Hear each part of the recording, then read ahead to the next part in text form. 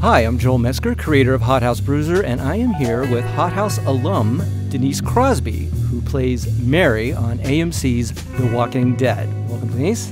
Hello, Joel. Nice to be with you again. It is. It's really in the great. booth. No, back to the mic. It's really exciting. Okay, season premiere is October 12th, and there is one question out there that is burning a hole in the consciousness of fandom, and that question is, what's for supper? What's on the grill? What's on the grill, Denise? Well, it's food. Food is on the grill. Well, it ain't tofu, is it? Well, wait a minute now. As you see, Terminus is a very welcoming place, and we determined that in the 4th season, and we grow all of our own food. I'm sure you do. I'm sure you do. Here's why I ask, because I think any good writer knows if you're going to introduce a character, you should show them doing the thing or a thing that defines that character, the thing that shows us who they are. And we meet you, and you're grilling like a villain. So there's got to be some reason why there's something to the grill, it seems like. Yeah. You're going to find out now in a few days. What is going on there, and you know, it's a welcoming gesture. As you know, there's nothing better than having people over and fixing them a meal. For about 10 minutes. For a New York that's minute. right. I'm going to be eating here in anytime soon. So you know, what are you guys making up there? Well, you're not vegans apparently. All right. Well, I know. Okay, you can't go into backstories and character arcs, or there's a lot of things you can't disclose. But can you talk about Mary in a general, descriptive term? I think that this is the point that we're at in the series is, you know, we're discovering pockets of survivors, and you know, who are these people and how were they able to do this? And everybody's got, you know, a horrendous history and real obstacles that they've overcome to get to the place they're at. It is their defining spirit that they are actually even alive at this point in time, every single person in the show. So I think that there has been a lot to be said about Terminus. This has been just a place that our heroes have ventured towards and gotten to, and they are ready to have some support here, and so we'll uncover what this place really means, and how they have managed to build this place and village. In addition to whatever pages they gave you, did they sit you down and give you a backstory for your character? Did they tell you who she was, or did you have to sort of make that up as actors have to do? You know, this was a very unique situation for me. They gave me nothing. Okay. Nice. Let's start right there. Even my audition piece for it was separately written and had nothing to do with The Walking Dead, which I found so interesting. That's the first time that's ever happened to me, where I was given a scene to work on, and it had absolutely nothing to do with the character I was going to play. Was it a post-apocalypse scene, or was it Not just at all. Regular? It was about a woman who was going to a friend to buy a car. And she had her husband was not well, and but they were old friends, and so she was looking for her friend to give her, you know, the best price possible. And her friend kind of threw out a price and said, of course I'm here to, you know, whatever I can do, and gave her a price. And she looked at him like, you've got to be kidding me. That's the best you can do? I know it can be better. And he said, no, seriously, that's my bottom line. I can't go any further. And then she threatens to reveal something about him to his wife, this affair that she knows he's having. Oh. And he immediately, you know, reworks the deal. Right. So it was really this scene about. So you didn't know who you were going to play for the show at all? Not at all. I knew nothing about, and of course, this had nothing to do with what I would eventually play. Right. So when I did get the role and I was with the producers and the showrunner, Scott Gimple, I asked him that. I said, what was that about? What was that scene with buying a car and, threatening him with blackmail? And he goes, well, we were just looking for a certain quality. Mm-hmm. So it was a trunk script that they had. Very interesting. Wow. Okay. They know what they're doing. Right. So everything is very hush hush and very guarded. Well, that's what I want to talk about. Since we can't go into details, I want to talk about the secrecy itself. So, did they have you sign an NDA? Oh my gosh, yes. Was it like thick, like a country Bible? I still haven't read the whole thing. Yeah, it's really, really detailed and thick, and they have whole groups of people apparently on the internet where their whole intention is to have release spoilers about The Walking Dead. Right. I mean, that's their whole purpose in life. Right. So it's an odd concept, and they're really trying to protect their franchise, number one, but protect why. The excitement of seeing the show for the first time. It's good and it's bad because you don't want them to spoil anything, but you want them to keep talking about it because that helps fuel the fire. Absolutely. So they have all kinds of stakeouts when you're on the set. They have fans that are staking out the set, like who's coming to work that day, and then they surmise that she's working with him. That must mean this. Right. And then they, tweet about it or go on Facebook and talk about it. What about pages coming out? Does it seem like everybody on the set is getting the full script, or are people getting pages on a need-to-know basis? I think that people are getting pages on a need-to-know. Yeah.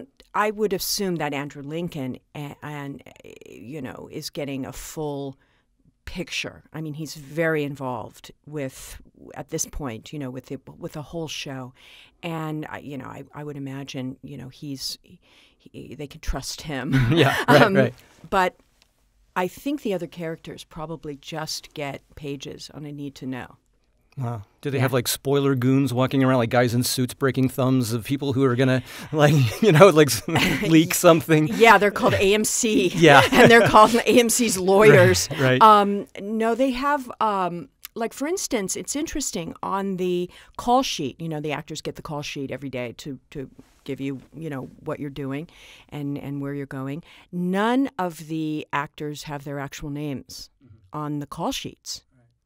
Because of this reason, somebody will get leak a call sheet, and then the fans, the stakeout fans, will again understand who's working that day. So you have a code name like the president, like your Traveler That's One right. or whatever. That's right. Okay, That's I won't right. ask you what it is, but I'm curious. Yeah.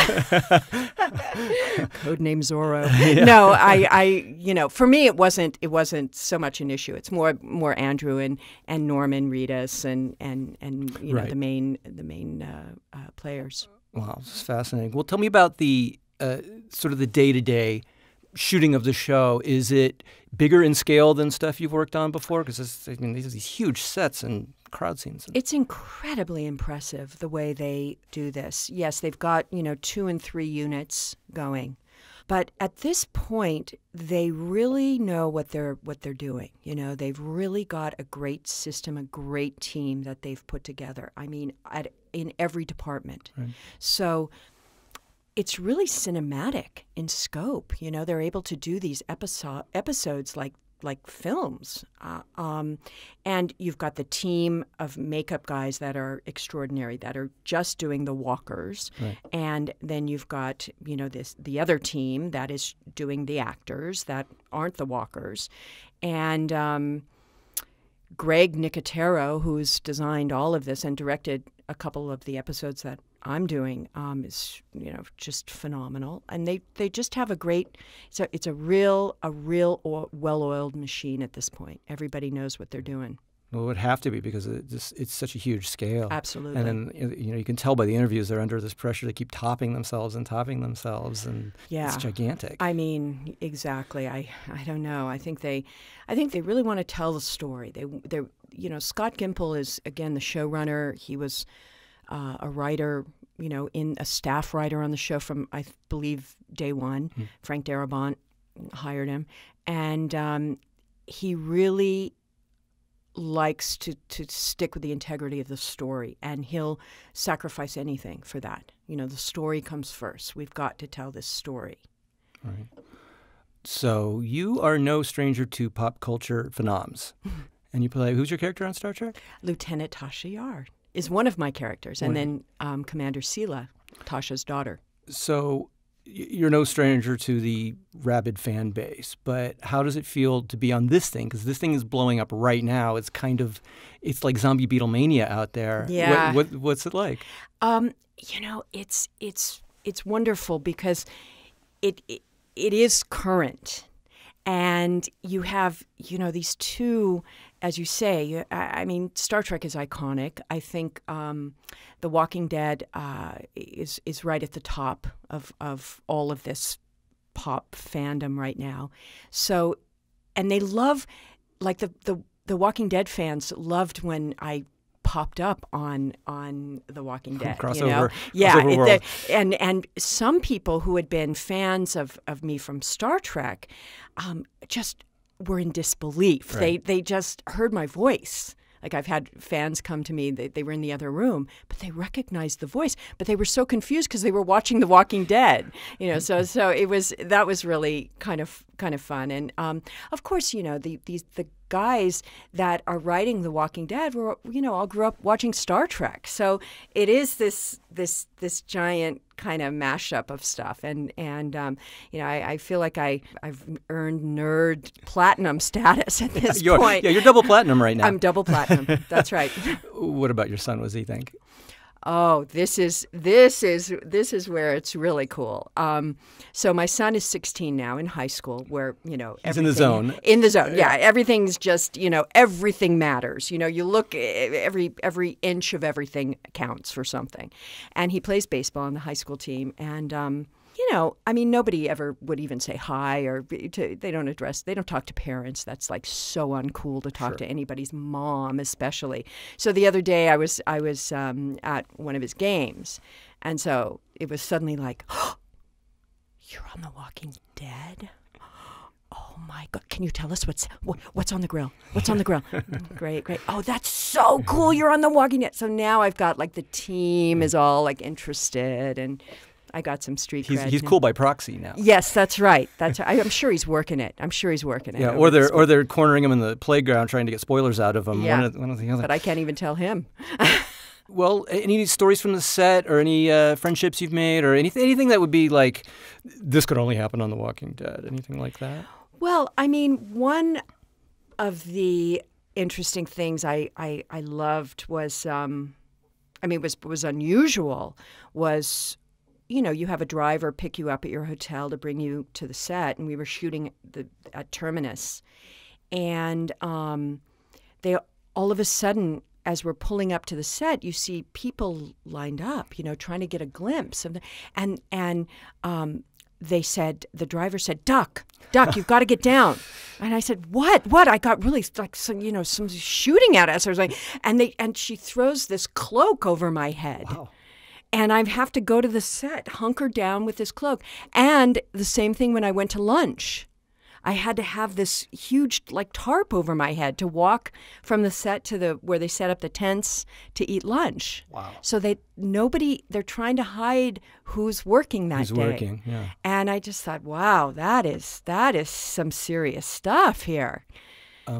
During lunch, I'm curious, do the zombies stay in makeup? Oh, yeah. Oh, God. So you're just sitting there with zombies, and half their face is falling off, and they're eating their, hamburgers and salad. And because that's, there's no way they could take it off and put it back on. And it's amazing how matter of fact it all becomes. Well, let me ask you this. Do any of them stay in character? Because I can just picture like every season there's some, undead Meryl Streep who stays a zombie through takes all the way till she gets home. I've fortunately not met that one. They do have a core team of zombies that are. I've seen a couple of the zombies signing autographs at conventions. Wow. Yeah. There's a couple star zombies now that, are in like every season and know how to do it. Oh, walkers, excuse me. They're called the walkers. Right. We never Star call them walkers. zombies. Yeah. Right. Yeah. So, they're becoming, stars in their own right. Well, this is a good place to take a break. When we come back, we're going to talk more with Denise Crosby about AMC's juggernaut, The Walking Dead. Why me? Black Rose. Tell me about the Black Rose. This is the hothouse. Karma's smart enough to stay outside the walls. See, the thing you won't admit to yourself is that you and I belong in this little Darwin box. People like us fit in here. We can't get out, but we can claw our way up. Bruiser, because of the outbreak of the binary, the federal government was forced to sterilize the entire Los Angeles area. What? You're gonna come get me? You're in there, Bruiser. The only way you're gonna come get me is if I get you out. Wait. Now think about what you're doing. You could shoot me. Hothouse Bruiser. We are back with Denise Crosby of TV's The Walking Dead. And let's talk about acting. What is your approach to acting? Because I always see you as having this a sort of like a reserved, natural style, like less is more. I don't see you put a lot of spin on stuff. How do you approach like a character? For me, it really is about the truth. What is the truth? How do you tell this story and make people believe that you're this person and living this life? Stage is a little bit different. You can be, you can fill the space in a different way. But the camera, you have to really have a quiet truth about it. I used to fight that a lot when I was a young actor, that no, acting is acting. I don't care if you're, on stage or you're on film or television, but there are differences. And, I love bouncing between the mediums. So, but you do have to, you can't be too theatrical on camera in television. Although coming up for me in The Walking Dead, there's some, big action-y packed stuff coming up, very emotional. It was, very Shakespearean. And that's what Andrew Lincoln and I were talking about. I said, it's like I'm doing Lear or something out there, and Macbeth. And he was, great, I love it. But really, and also with acting with me, I like to check in with my teacher. I have a coach who does master classes once a year, just to get back on stage and talk about technique and building a character and understanding text. I mean, the story is first. What is the writer telling you? What does the writer need to support this story? And so it starts there. From the page. From the page, absolutely. Well, is it any different on something like Ray Donovan, does that feel more interior? I mean, it's a very different show, but is your process any different? Very different physicality, definitely, of place and time but again, it starts for me on the page with the story. What is this about? And then it's my job to go and find how to tell this story. What is the writer telling? And now I've got to fulfill that. What's it like working with that cast on Ray Donovan? Oh my God, what a gift! All-star.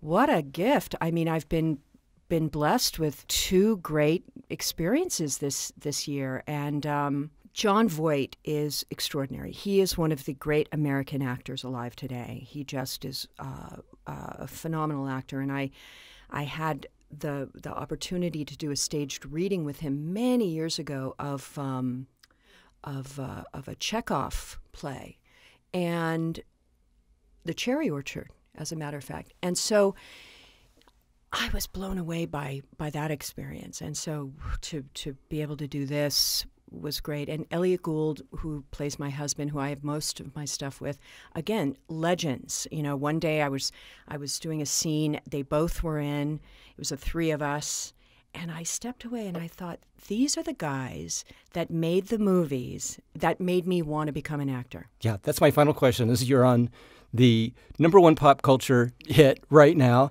You're on this critical darling Ray Donovan with the cast that's got the biggest pedigree right now on the air. What are you not in right now? Because there's other actors in the world, Denise, that want parts. Like, well, I'm looking for Game of Thrones next. It's like a one-woman show with the Mark Taper or something, like in between episodes. And Hot House Bruiser. Hot House Bruiser. Well, thank you so much for coming on. I've been talking to Denise Crosby of AMC's The Walking Dead, which returns October 12th.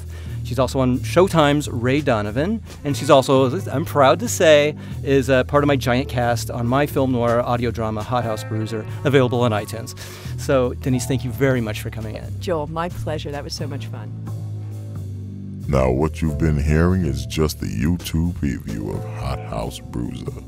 You can hear the entire series, commercial-free, with the Hot House Bruiser app. Get it on iTunes or the Android platform.